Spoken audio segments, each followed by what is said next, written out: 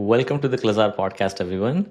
It is here where we have conversations about the present and the future of SaaS GTM with some of its most recognized leaders. And today we have a very special episode with a guest and a friend who is one of the biggest champions of partnerships community, Vince Menzione. Vince, welcome to the show. Trinal, so great to see you, my friend. And thank you so much for having me today. Thank you so much as well. So Vince, you're no stranger to the audience, but let me try and attempt your introduction. Vince is no stranger to this audience. It doesn't need an introduction, but here it goes. Here, he's the founder and CEO of Ultimate Partner, a learning platform dedicated to enabling partners and achieve cloud GTM and ecosystem growth. Vince is the producer and the host of Ultimate Guide to Partnering podcast, which has over 200 extremely high quality conversations with experts, advisors, and practitioners as well. Vince founded UPX after a long and illustrious stint at Microsoft, where he led partner sales and strategy. We'll hear more about Vince's incredible career in his own words. So, Vince, what I'm going to do is I'm going to jump straight into it, and Let's let's go. start. Let's start by talking about your career. You're definitely in an elite group of people who have witnessed the change in tech behavior over multiple GTM lenses, right, and over multiple years. Could you tell us a little bit about your career transition, how you saw the landscape changing along the way, and Yeah. specifically, what did you notice about the procurement and customer behavior that served as a disruptor to how things have been done? Thank you for that introduction. And, I've described my career as 4 successful business transformations. I carried a bag way back. I understood intuitively that partnerships helped me be more successful faster and built ecosystems going back to before Microsoft and then at the Microsoft time. So I've been on both sides of the equation, both at the partner, both at the hyperscale level. We talked about transformation going back 20 years ago, right? We've been in public clouds now for at least 15 to 18 years, but it's really been, I would say, the last few years, what I refer to as the tectonic shifts. COVID really accelerated things. Satya Nadella said we saw 2 years of transformation in 2 months. I'd say we saw several years of transformation in several months. Our lives changed radically, and we needed to deploy and utilize technology like we never did before. Healthcare went from 5% usage with remote healthcare management to almost 100%. Education changed. Our buying behaviors changed radically. We'd tap our phone 3 times and boxes would show up that same day. That changed our lives dramatically. It also changed our buying behavior. And because of that, maybe that was that isolation and that acceleration of technology that accompanied what happened with COVID, that we've seen these tectonic shifts. We've seen the changes in buying behavior. The millennial generation is now the new persona, 75% of which don't want to speak to another human being. They're going to rely on their trusted advisors, that circle of 7 or 8 seats at the table that are helping influence those technology buying decisions, as if I was going out and buying a vehicle, right? And I was going to ask all my friends about what they thought about that vehicle. Same thing is now happening in technology. We've seen this change in the hyperscalers. We'll talk about Microsoft. We'll talk about the transition and how co-selling has become more effective. But the role of the hyperscalers, it's incredible what's happened, the investment levels that are happening now. We'll talk about why that's happening. But that didn't exist up until about 5 years ago or more. And then also this do more with less, because what accompanied the COVID investments was also a pullback, which meant that organizations needed to thin out their costs and OpEx. And so we now all have to do more with less, and that's requiring organizations to think differently about their own partnering strategies. You can't be lazy about it any longer. Everybody needs to lean in there. So we've seen all of this happening, this radical, rapid transformation. These tectonic shifts have been happening. And we've been chronicling a lot of that, as you know, through the podcast, over 230 episodes now. Thank you for the compliment about the quality. We believe it's the ultimate guide to partnering, and we try to live up to that brand and try to have the best episodes, the best guests on our podcast. No, ultimate guide for sure. I've had the privilege to be on your podcast as well, and appreciate the opportunity to speak to your audience. It's a fantastic group of people for sure. So now you talked about the tectonic shifts, right? And I couldn't agree more, Vince. There's I've been in the industry for years now, and I've seen this literally with my own very eyes, albeit from a different, like an engineering and a product lens. But especially now in the time of economic fragility in SaaS, the influence of value and price on a purchase decision is very strong. But the Yes. new demographic of software buyers are equally influenced by factors like, integratability, quick ability to deploy, and a few other things, right? Like, as our friend, Jay McBain speaks about, Yes. where he talks about all of these things that are being important. Now, that's a lot of areas for a seller to deliver on. How do you think cloud marketplaces are helping level the playing field for ISV sellers? Well, certainly it's access, right? It's access to markets that they know they didn't have access to before. It's allowing organizations that didn't have the scale and size of the large independent software vendors, the large SaaS companies or ISVs with the large selling organizations to, because maybe they are a unicorn or they have some unique capabilities, or they have access in ways that the large players have as well. So it is changing the game from that perspective. And if you understand how to be successful and apply those principles, you have a chance to rise above and be in a league where the big ones are, maybe even beyond that. And what Hmm. I see too is some of the smaller digital native organizations are much more agile and willing to lean in ways that some of the larger SaaS or ISV organizations maybe are not. They're much more conservative in their approach, or maybe they're bureaucratic in the way that they operate. And I've seen this operate over these last couple of years, in fact, in a big way. Yeah, for sure. And that brings me to the next slightly related topic, right? I was reading an article online yesterday by Sastre that stated that the median year over year growth for public SaaS companies has fallen below 20% mark for the first time in a number of years. Now, leaders in the traditional B2B SaaS categories like Salesforce are projecting single digit growth numbers. At the same time, the cloud and AI categories are bucking this trend, and with businesses like Databricks projecting growth rates of, like, 50%. Now, Yeah. how do you think the marketplaces are helping SaaS businesses ride this AI cloud slash data wave? Well, a few things here to unpack, right? There's a lot of to unpack in terms of what are the symptoms. Well, we know what the symptoms are, but what are the causes of those symptoms? A few things I would say. One is that these ISVs, first of all, if you're not on the cloud, you need to be, or in marketplaces, you need to be, because it gives you this access, right? There are 360, $370 billion in durable cloud budgets amongst the three hyperscalers. And access to those sellers, which is the promise, is critical. But also access to those commitments, those large commitments, because these commitments are now being made at the C-suite level. They're being made at the board level of these organizations. And so even having the permission to access that market, you need to be on those marketplaces. You need to have an effectively drive into that in a big way. We're also seeing too, I think there's a lot of noise out there. I think that we've had an over index on SaaS over the last few years. And what you're starting to see too is I believe you're going to see a consolidation. I believe that some of the larger Mhm. organizations, you almost saw this with a recent acquisition that Google was going to make of an ISV, where because of a lot of factors, one of which is customers can only consume so much SaaS, right? And how many point solutions can you have? And then how many vulnerabilities around those point solutions? We start thinking, layering in the security threats that we're seeing at the global level, right, from these global actors and bad actors out in the world, that organizations are going to want to limit that. And I believe over a period of time, you're going to see a consolidation. You're going to see maybe, I would say, maybe 10 to 12 big players in the world.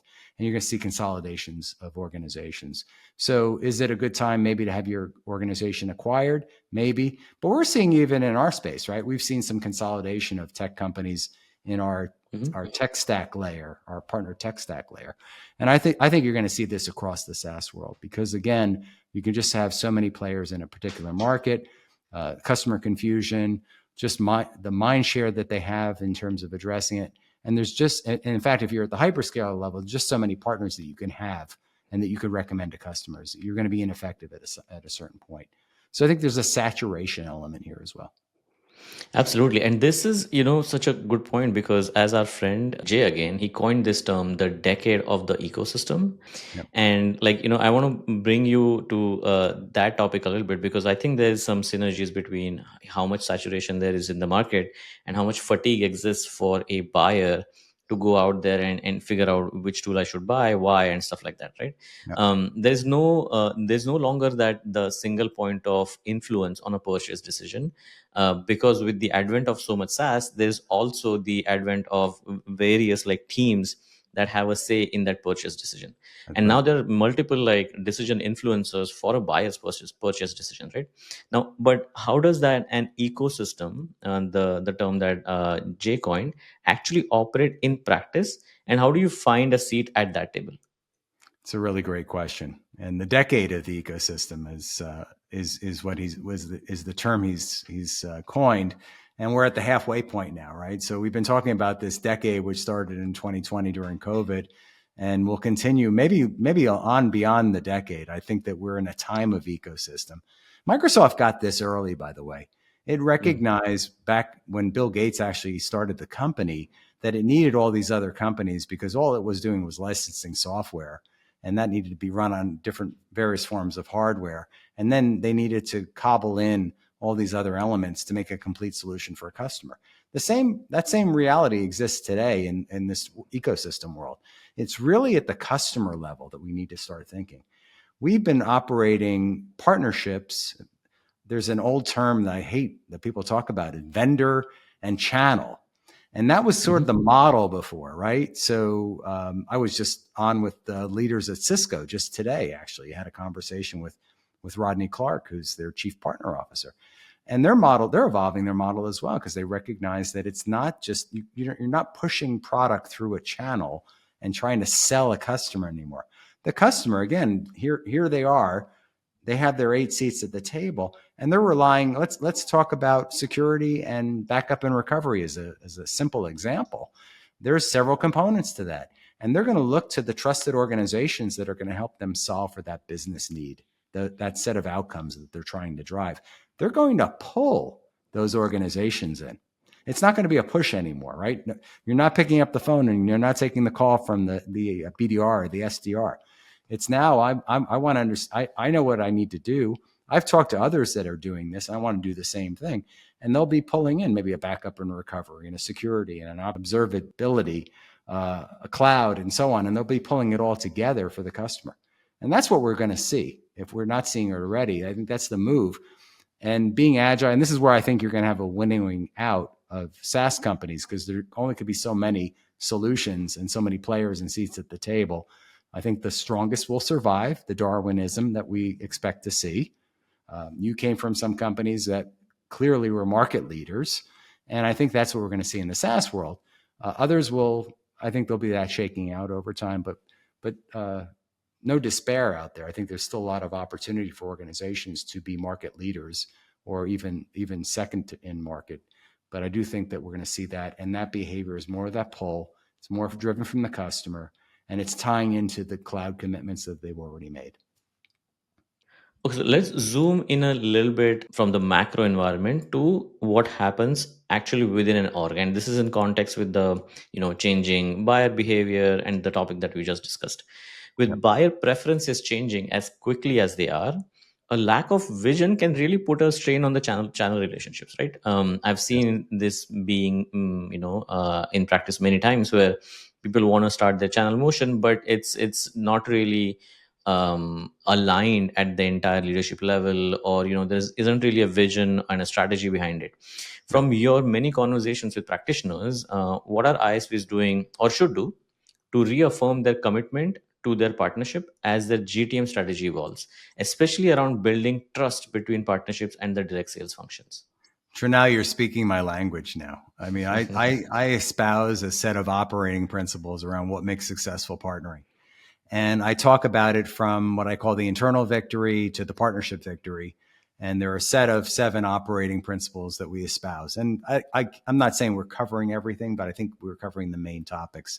When we talk about internal victory, you need to get your C-suite aligned. You need to have the right mindset. Satya Nadella talks about empathy. He talks about growth mindset. Applying that type of mindset, it can be very meaningful from a financial perspective to an organization. Take Microsoft. They went from $30 a share when Satya took over to over $400 a share now. He applied growth mindset to get that organization to think differently and act differently. He took down the barriers in that organization. And I suggest that other organizations and leaders need to do that across their team. If you're truly going to invest and be successful at partnering in ecosystems, everyone on the team needs to be on board, from the CFO to the CEO and CFO to the chief marketing officer, chief revenue officer, product officer, support, and so on. So I think you have to get that right. In order to do that too, you need to have a big, bold mission for success. You need to have that vision. And what's the value that we provide to the market? You need to get very crisp and clear on that before you lock arms with other organizations and partnership. And then you need to have that executive commitment. Like, the commitment's important. Not only does you don't need to just agree, you have to invest.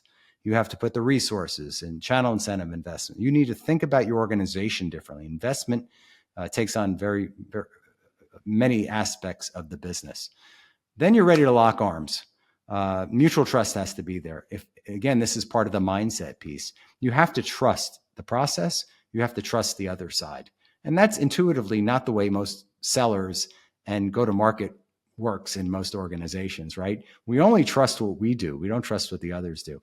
So that's not always intuitive for some organizations to come into the partner strategy. And others just want a quick tactical play, and they just want a quick fix. And this is a long game. You have to think about this as a long game. It's an infinite game that you have to think about with your partnership strategy. When you get to the other side, you have to be very deliberate. I find that organizations are not always deliberate. They'll say they want to do it. They even put the investments in front of it, but they don't deliver against that intentionally. And some of the things we believe in are doing maniacal focus. You have to focus on the execution. I love OKRs because I think you need to get very crisp on your objectives, results, and milestones, and the responsibilities across both organizations to drive it.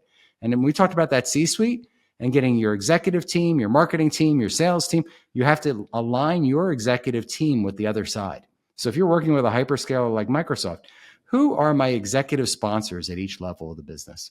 And I need to make sure I'm aligned across.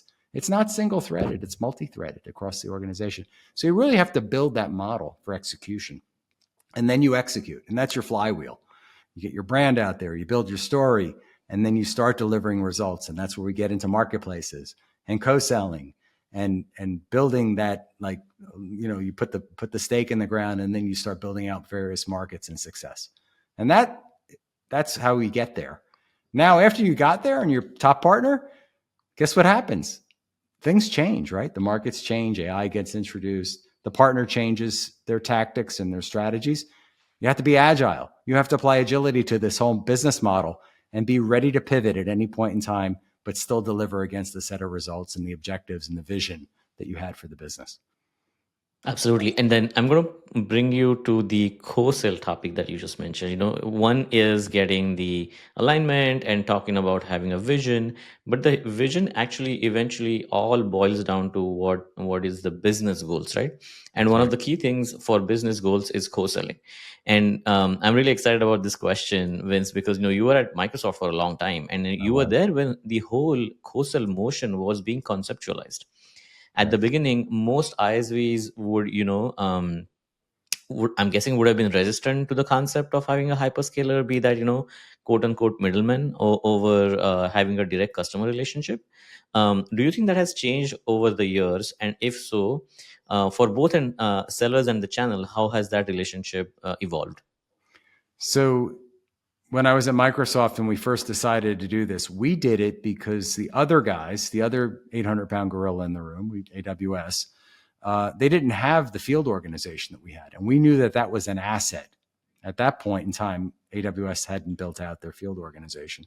So we said, you know what, if we bring partners, ISVs primarily, independent software vendors or SaaS solutions, if we actually brought them in on opportunities, that's something we can do differentiated. And so we started this process. It was all spreadsheets at the time. There wasn't any automation behind any of the technology. There certainly wasn't marketplaces yet. But what we get on the other side of that from the ISVs, particularly ISVs that had good market share, was the question back on the other side. And I got to see this from the other side when I left Microsoft, is why would I invest? Why Microsoft doesn't sell anything? They can't carry my bag. They can't describe or sell my value proposition to the customer. Why would I partner with Microsoft? Mm.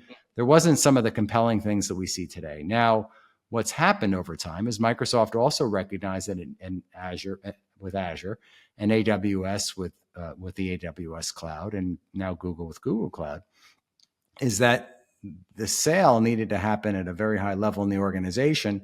And in order to give the customers the best prices, they needed customers to commit to larger and larger commitments and multi-year commitments, right? It wasn't just about consuming a little bit. It was about if you get from $1 million to 5 million, or from 5 million to 10 million, 10 million to 100 million, you're going to see this ramp up in as you consume more, because you're going to move more your technology, you're going to move your data centers and your on-prem solutions, you're going to move all those to the cloud.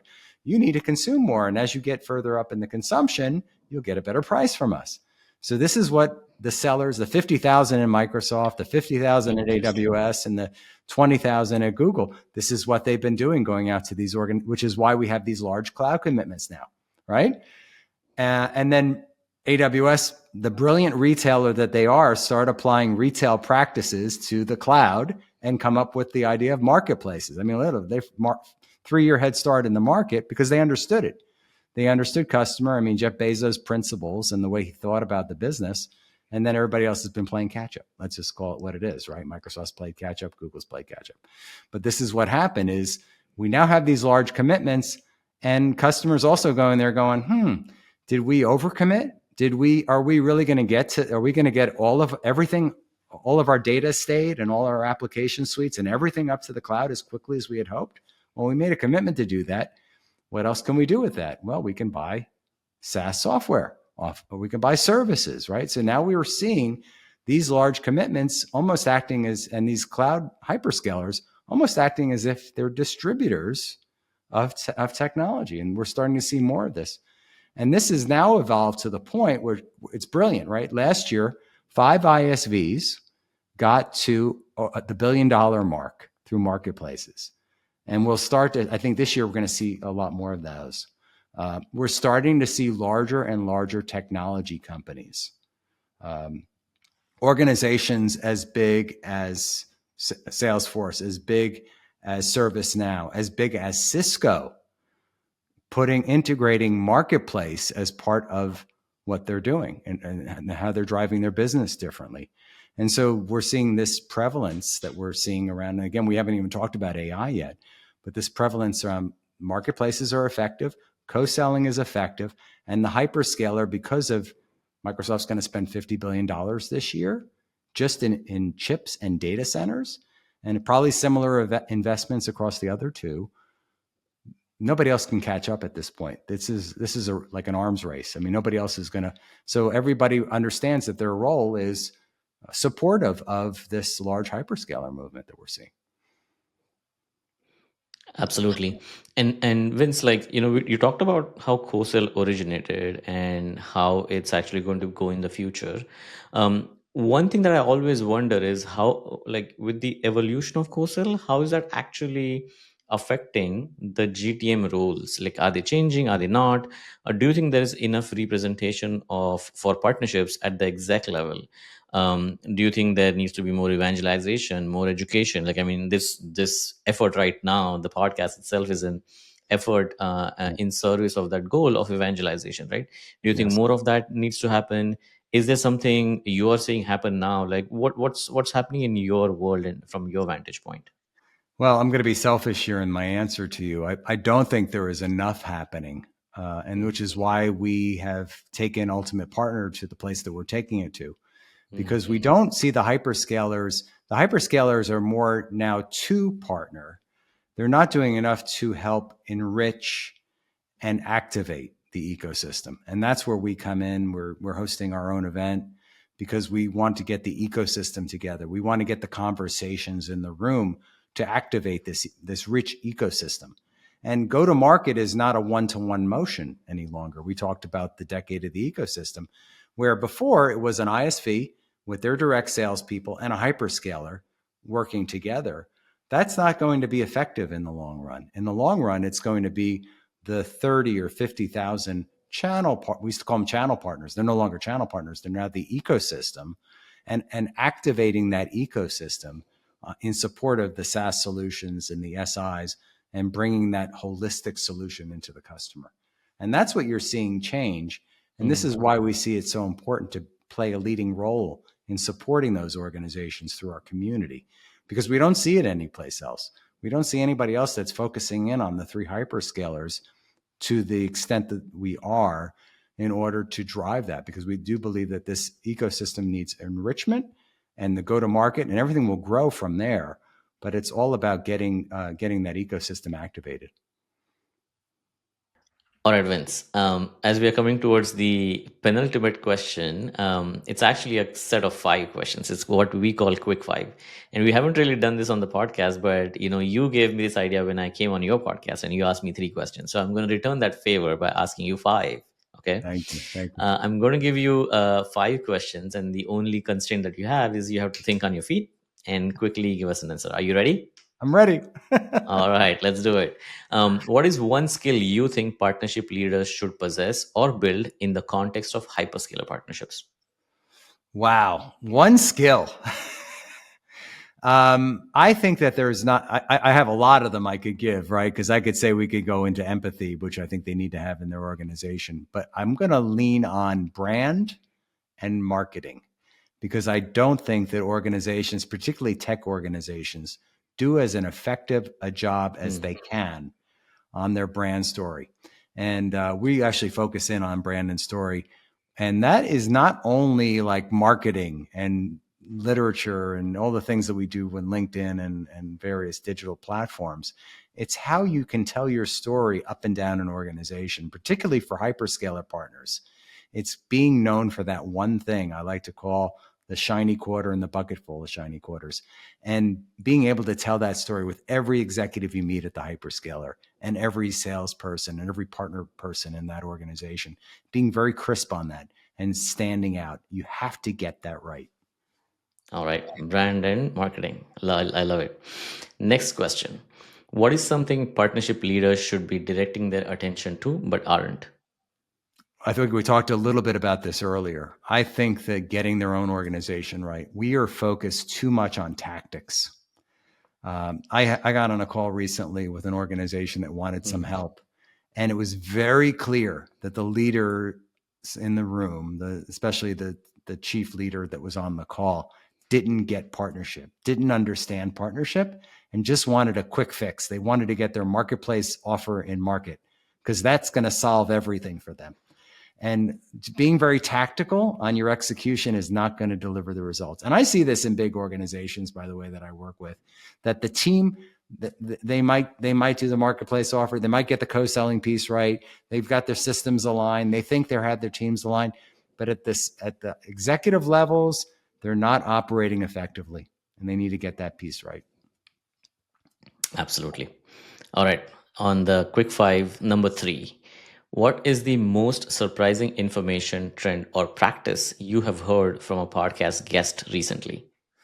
Boy, this is very interesting. I touched on this a little bit earlier. It's seeing organizations that I didn't believe or think would move to marketplace strategy. And I mentioned the name of an organization without divulging any of their information here. But some of these organizations would not be the typical organizations. We talk about SaaS software companies, organizations outside of what you would consider a SaaS software company that have decided that they are going to embrace marketplace and hyperscaler motions, co-selling motion in a much bigger way, and getting co-selling right and moving from the traditional channel model. And that to me is very surprising. Very interesting. All right. Who's a guest you would love to have on your podcast next? This is easy. I've said this probably multiple times. I would love to have Satya Nadella on the podcast. I mean, he's my ideal guest given the persona of the podcast. I got to be in the room with Satya, but this was way before I started the podcast. And that will be when we get him on the podcast, which we will at some point, would be the ultimate guest. That'll be amazing. All right, the last one. What's the first resource you would recommend to a partnership leader in the exploratory phase of Cloud GTM today? Well, I'm going to be selfish here, Trinell. Come join Ultimate Partner Experience. Come join our new community. It is a new community. We're not as big as other communities, but we are creating the community that I didn't see when I left Microsoft. I thought I was going to see all the great leaders, the executives that I was talking to when I was at Microsoft. I thought they were all going to be together as a group and they had their own place or their own watering hole where they went. And I didn't see it. I still don't see it. And so that's the community we're creating. We're executives and leaders in this space, and largely they're teams of leaders that all come together and are very hyperscaler focused. We want to be seen as the partner advisory council that's independent of the three hyperscalers. That's how we see ourselves. That's awesome. And I couldn't recommend that more or enough. Like, I'm a part of the community. It's been Yeah. fantastic.